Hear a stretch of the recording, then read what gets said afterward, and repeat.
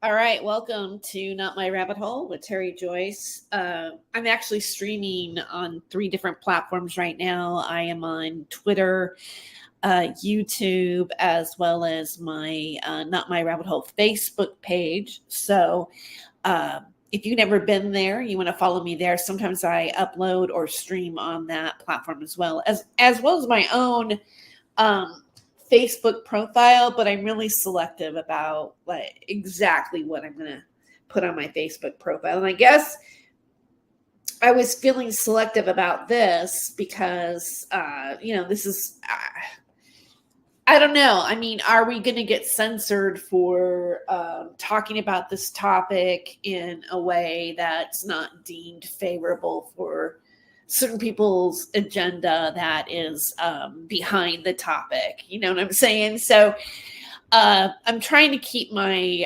words to be selective, although I don't really particularly like censoring myself on YouTube, but YouTube is one of the, um, I think, the worst platforms for censoring human thought. Let's put it that way.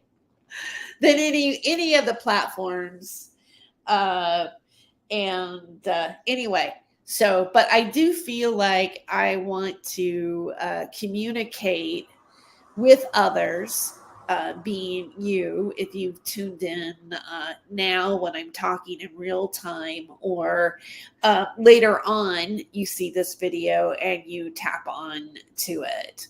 Uh, Today is October 8th. 2023. I'm actually sitting here in front of my computer and I've got my balcony door open and it's sunny where I'm at, and there's clouds and the trees are like starting to change color, and it's almost like I could snap a photo right now and you'd go, oh, planet Earth, beauty, right?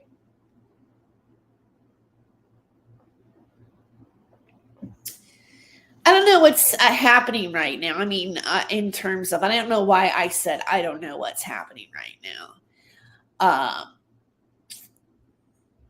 I remember my grandmother, my mom told me this about my grandmother, and I didn't know this about her, or maybe I just didn't remember it. But apparently, my grandmother would be saying, oh, this is the end times.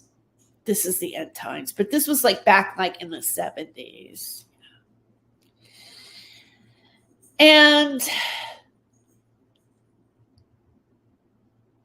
I was on Twitter and there was a tweet by Carrie Cassidy from Project Camelot. It had something on the lines to do with how the Bible prophecies of end times is an Illuminati. It's from the Illuminati playbook. And I have to look at the exact tweet, but I think she's kind of saying, kind of warning, like, watch what happens in the next few days or whatever. I gotta double check. Let me pull that tweet up while I'm talking about it. Okay, this is it. This is one day ago. Remember, the Bible is the Illuminati playbook. Israel/Hamas at war, like that's something new. I think the whole thing is suspicious. I think this is being orchestrated by the Mossad in order to force Hamas into war. It has to do with Illuminati timing and things that are not ramping up with the whole Bible prophecy thing. Dome of the Rock, etc. This is planned. And she writes the word planned as, like in all capitals. And I made a comment on it and I said, was the 2012 Mayan calendar thingy part of the Illuminati playbook too? And, I said that because it's hard to take anything seriously from people whom Carrie Cassidy also participated in, as well as David Wilcock and everybody, right?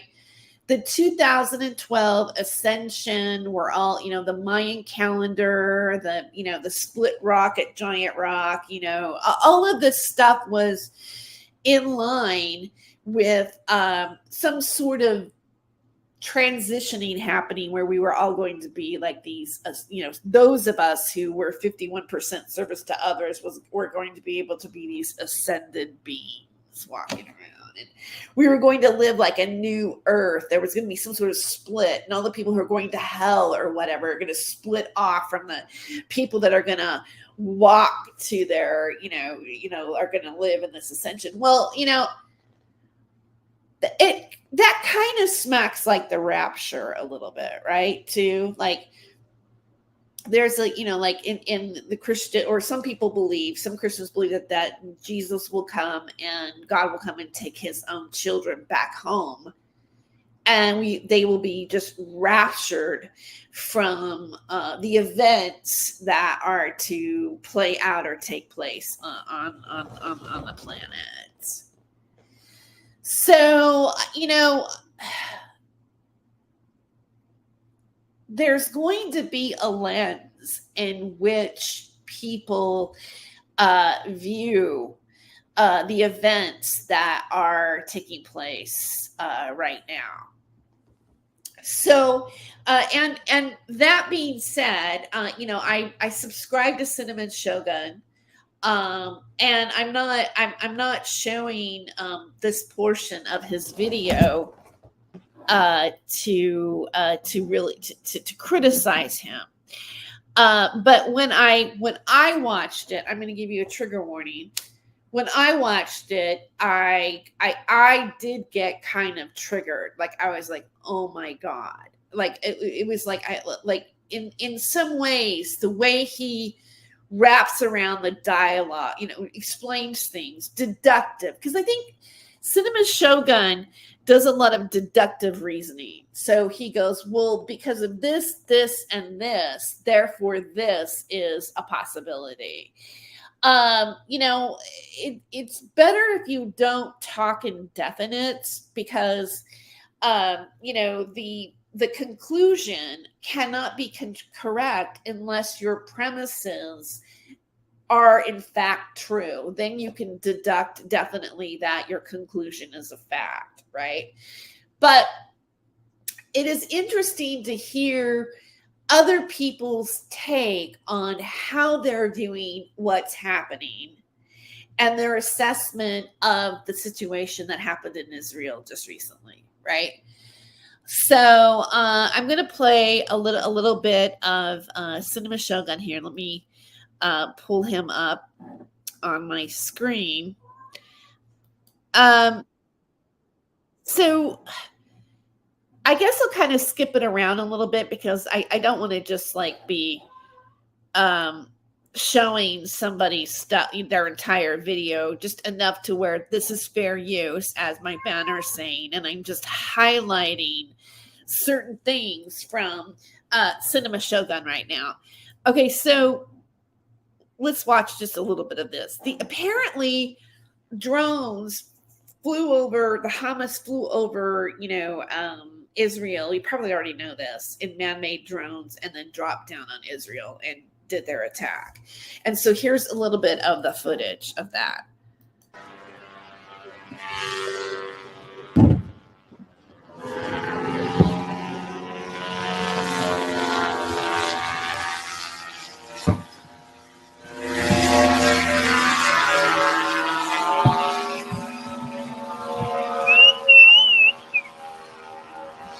So before I went to bed, I saw a video of his where he was explaining how these people were like at this music celebration, and they dropped down on this celebration, and then like all this stuff happened, that things that you really are going to get censored for on YouTube. But I'm sure that by this time that I'm talking about this, this is national news, and everybody is talking about the contents of what actually really took place. So he goes on and he explains things, and he gets to a point where I want to get to like maybe around here. All right. And just kind of listen to what his take is about certain things that are happening right now. Okay. together fans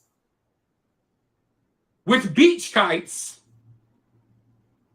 and they successfully launched an attack against one of our allies. And it's been interesting watching. It's a really sad, it's a devastating situation.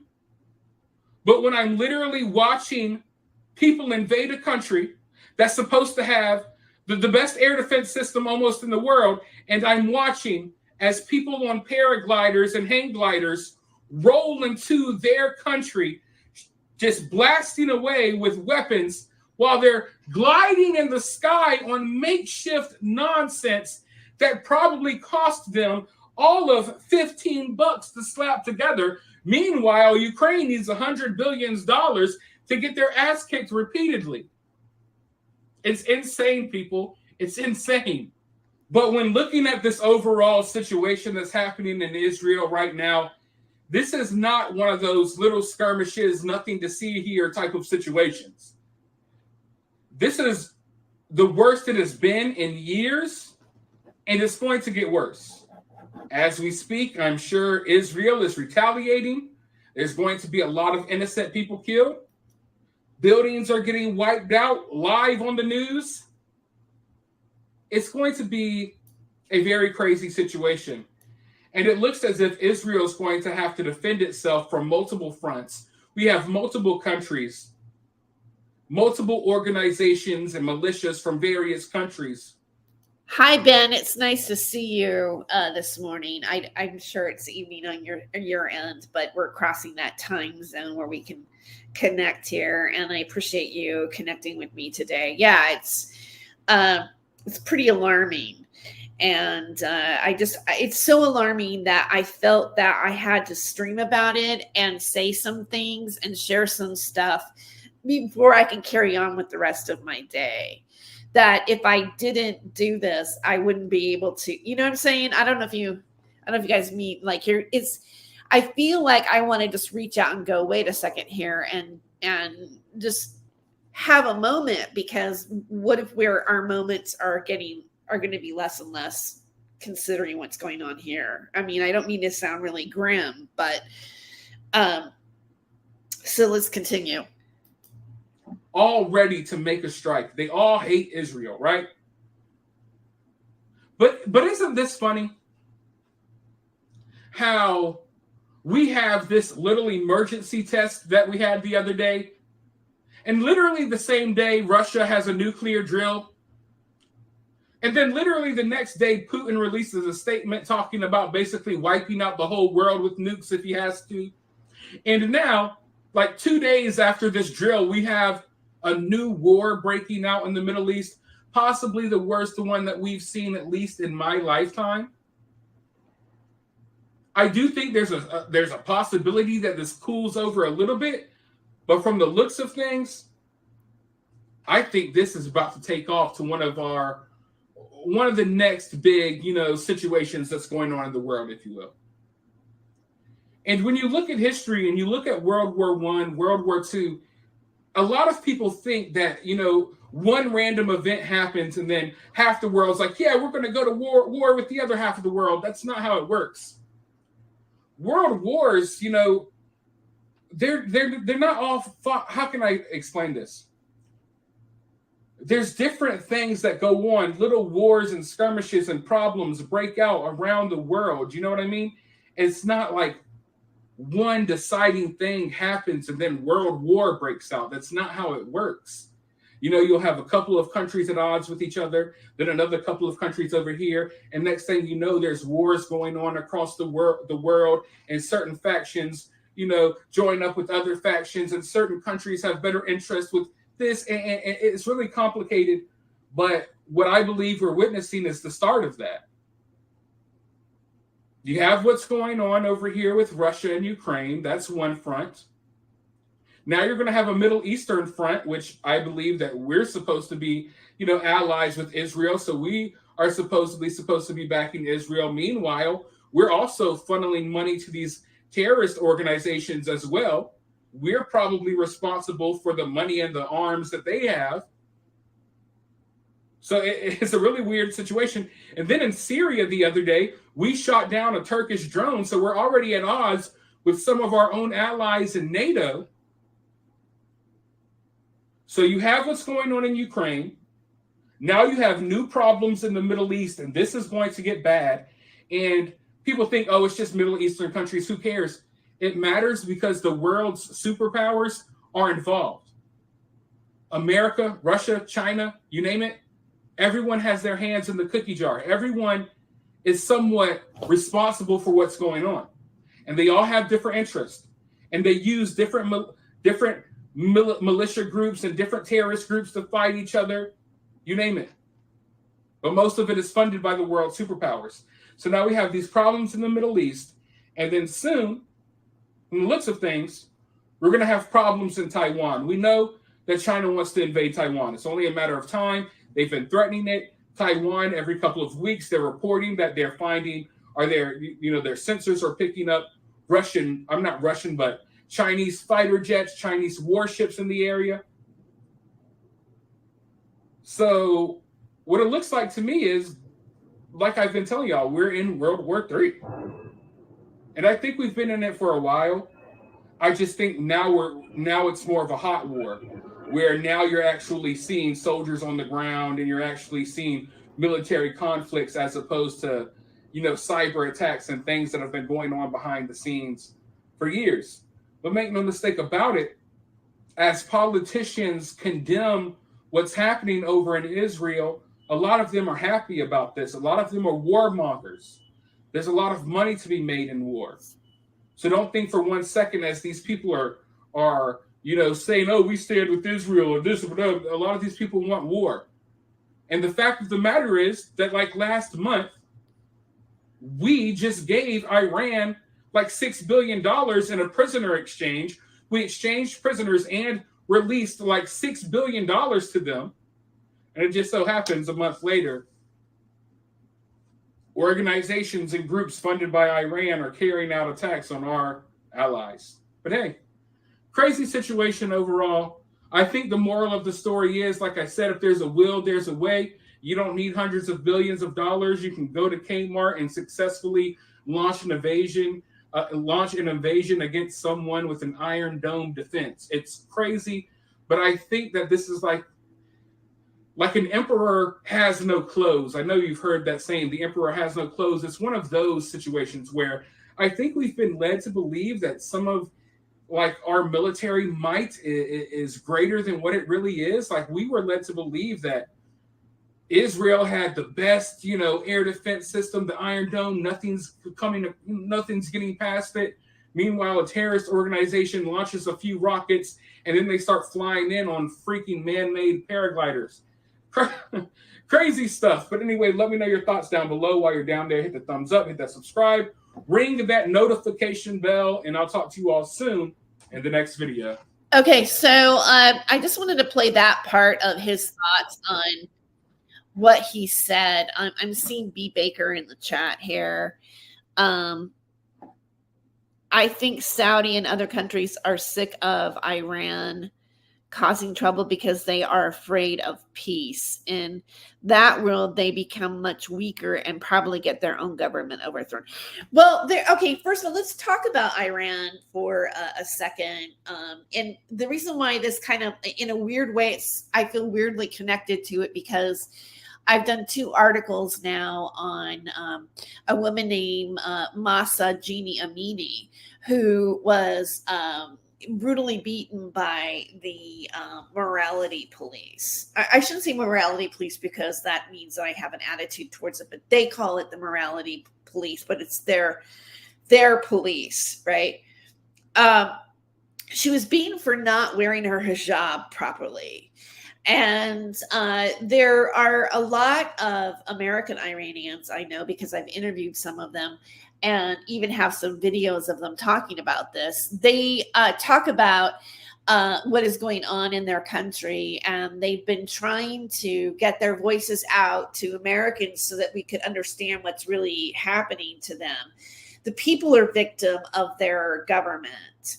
So when you look at the country, you have to look at it as like the radical, people are running it, the ones that don't care about people, because like I think it's like they have like 527 protesters over Mahasa, because see, Mahasa's death reignited the women life freedom, and that's a movement that started back in the 80s. But Kurdish women when they were having the first discrimination of having to cover their head and wear the hijab and everything like that, when it became very patriarchal in a psychotic way, right? That's when the women life freedom movement started. So the people are oppressed, like I said, by their government. And in a sense, we can look at every country and make that argument and go, everybody is oppressed on some level by their government. Like, we think we have free speech and stuff like that. We think we're in charge of something. We think we have a democracy, but what if we don't? What if we don't have the democracy that we had in the past? Or what if we don't have, like, what if the democracy is even something that pacifies us while we're getting ripped up and controlled? And like, okay, so I'm not saying this because it's just like I say, I'm deductive reasoning on certain things, or I'm hypothesizing. I'm not saying that I believe that to be totally true. I'm just saying that, it kind of feels that way. It kind of feels that way when you look at the world and you see that it seems like, when we talk about Israel and what's happening with Palestine and Israel, another thing that comes up is, and, because we want to have a white horse, we want to have one good guy victim that everybody can stand behind so that they can go to war over it. But see, even Israel isn't perfect either, because, because they've been committing genocide on the Palestinians, or the Palestinians say that that's what's happening to them. Because there's another video I've done when I was in San Francisco at the college journalism conference back in March. There was a protest which was like Palestinians against genocide, because they are being killed, like, like the opposite, like it goes the other way as well. There was a woman from the Jewish community in San Francisco was saying that she was representing Jewish people who are about what's happening in Palestine. Again, people are victims to whatever is running their country. And I begin to wonder, like, well, what is that? Who are those people that, seem to be like, it's like the psychopaths are running each country? And it made me think about, like, if you look at anthropology, you look at, the theory that Charles Darwin has of natural selection, and then you get into, you start to study the primates, and then you go into the hominins, and you go into the, it goes up to the Homo sapien, right? And the whole thing with anthropology is that there's a common link, a common ancestor to whatever genetic branch that broke off and another species happened. That's the theory, right? Okay. So you look at how over time, like tribes, how we started to socialize. What species socialize with one another, have a hierarchy, have a system of their community. And there's different types of systems. And sometimes these two different communities will fight for domination of resources or whatever. Like, we're just kind of wired that way. Like, oh, that's a species that might take what belongs to me. And I'm wondering if, because of that, because we have like this sort of animal instinct in some ways, because like we still like are considered animals with a consciousness, that we're just kind of flawed.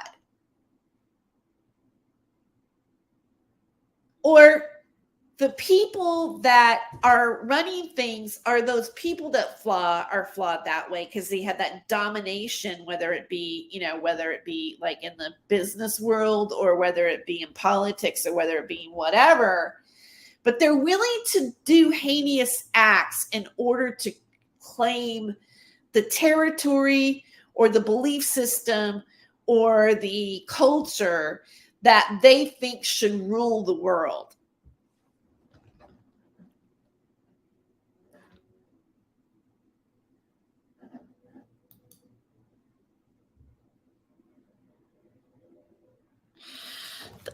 B. Baker says the Task and Purpose channel had a really good thing on the tactics and strategy of what has happened.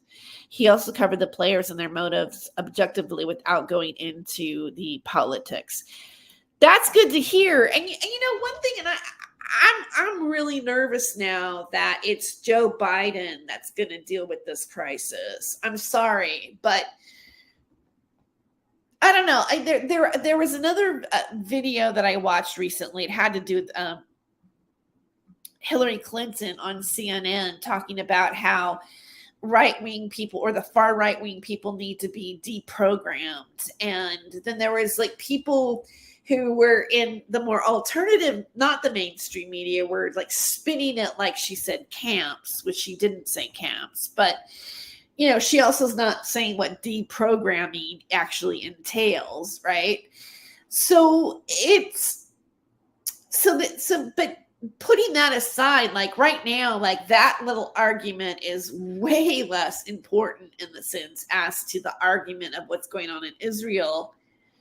And maybe also like, when we listen to information, and it could be the mainstream media as well, is this fear porn? Is this fear porn? Because when we are afraid, when we feel like, oh, I might just be, we might just be getting nuked here, right? Boom. Like I thought today, well, you might as well smoke dope, and because, and enjoy it, and because we're about to kiss our asses goodbye. It's like, there's this feeling of like, even today, I'm like, well, if I'm going to say, I go, what if I can't monetize what I'm saying? Or what if like, I get in trouble for what I'm saying, but it's like, okay, but if I'm going to die anyways, I might as well just say it. Right? At least I said it. Or at least, there was like a thought about it, that maybe to somebody else, it makes them think about it too. And they're getting their thoughts. Because if we can like share our thoughts about like what's happening and how we're going to react to it.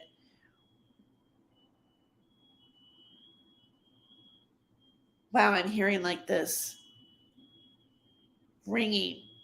It's like I have PTSD from the emergency alert system now, It's like, when it happened to me, I was actually in class and everybody's phone went off at once. And I forgot about it. Like, I think in my last video, I go, isn't there something going on with October 4th? It's supposed to be some sort of doomsday. I wasn't thinking I wasn't really following it.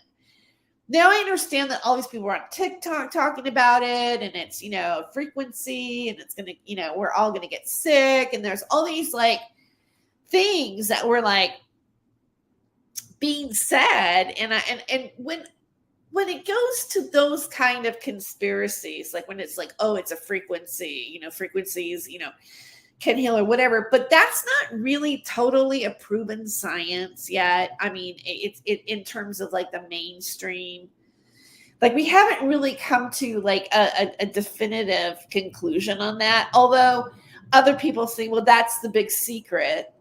They don't want us to know that. But still, like when we talk about like reasoning, when you're talking about deductive reasoning, if you're going to come to that conclusion, that your premise has to be proven as being true. And if you can't prove the premise, then you really don't have a fact. See what I'm saying here?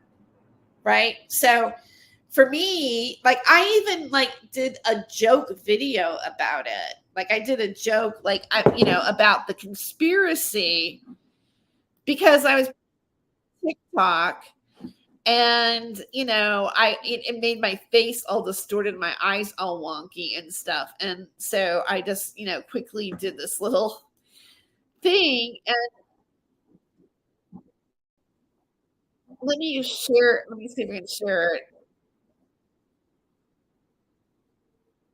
It's hard to replay. Fine. Nothing happened. Nothing happened to me at all. Okay, so let me see if I can. The National Alert Emergency Wire System happened today. I was in class and I was in my anthropology class, and then it went off. And, I think I'm perfectly fine. Nothing happened. Nothing happened to me at all. Okay, and so I made a joke about it, right? I mean, it was like, whatever. It's just something that came to my mind. I made a joke about it. I was like, oh yeah, no, this is just like whatever. But when I listened to Cinema Shogun, and he says his analogy of it, his hypothesis, right? We all get the whole world basically gets this signal on their cell phone all at once. And damn it, I did not turn off my phone and put it in the microwave. Now I wish I had. I'm just kidding, because see, I think that conspiracy, maybe let's say that maybe that's a conspiracy, but maybe it was injected into a media, right? Online or whatever, to distract what that signal might really have meant. And maybe that's actually a signal to what we're at, what kind of danger we're in right now, how bad it is, how bad the conflicts are right now. Because I'm thinking, and I don't know if my premise on this is actually really correct, but I'm wondering if there isn't something going on, and that's the reason that we're getting a national alert, because we might actually even have the capability. We may be close to blowing ourselves up right now.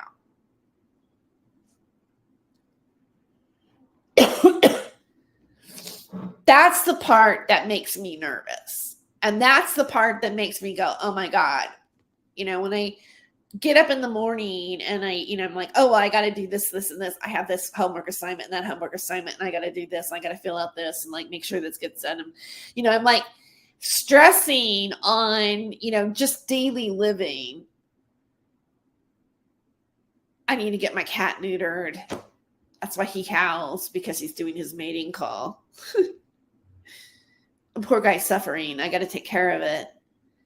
Plus, I found out that neutered male cats are, they live longer too. So I want my little kitty to live long. Okay, so, but hey, we can be blown up by tomorrow. So none of that's going to matter anyways. See?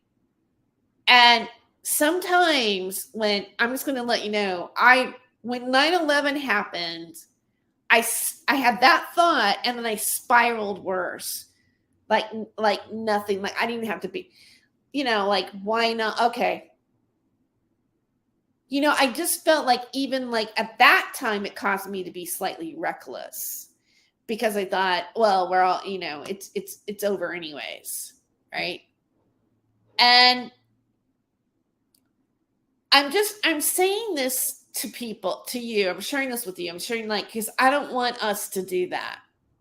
I don't want to think that just because I'm hearing, these things that's happening, that, the outcome is, it is the end, it is the Bible prophecy, right? But at the same time, I don't want to think that, no, it's not true, or that even if it's not that something really bad could happen that could end masses of people's lives in a very destructive way that, we've never witnessed before.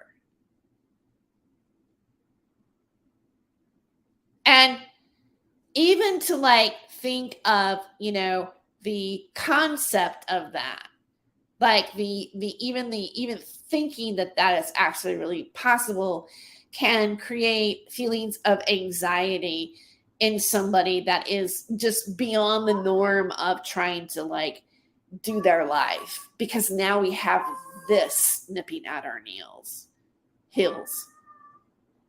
So that's kind of like, I guess, the reason why I wanted to do the stream too. And I titled, so now we're not going to give peace a chance. We're not going to give peace a chance now.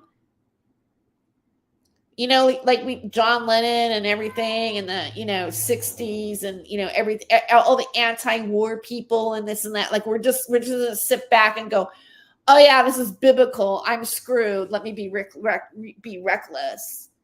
Or do I adopt that tune that we have play, or we put out there while the yearly ball drops for the new year?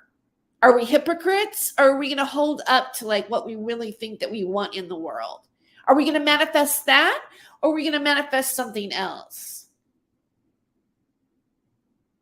Like, I almost feel like sarcastic about it. Like, really? What happened to, give peace a chance, fuckers?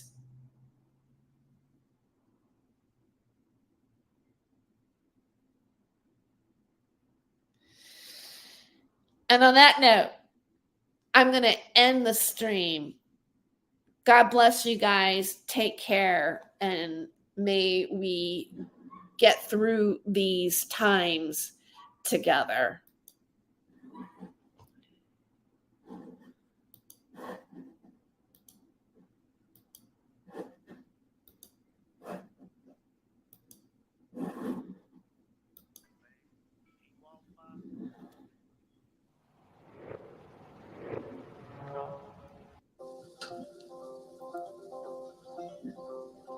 Save my soul.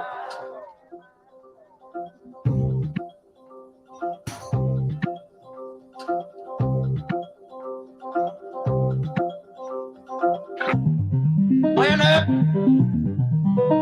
downtown. Went up downtown. Went up downtown. I want to save my soul.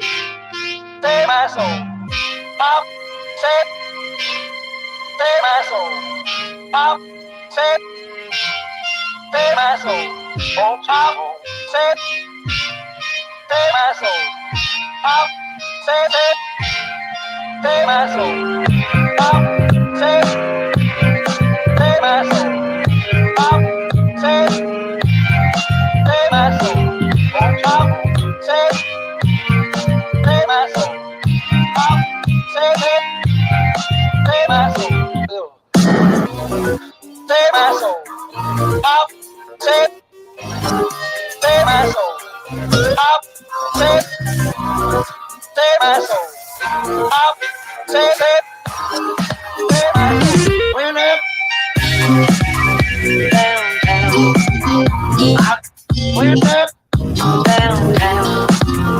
Went up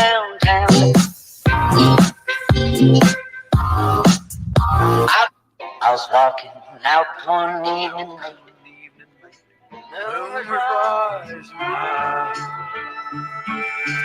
headed for the riverside around this fussing.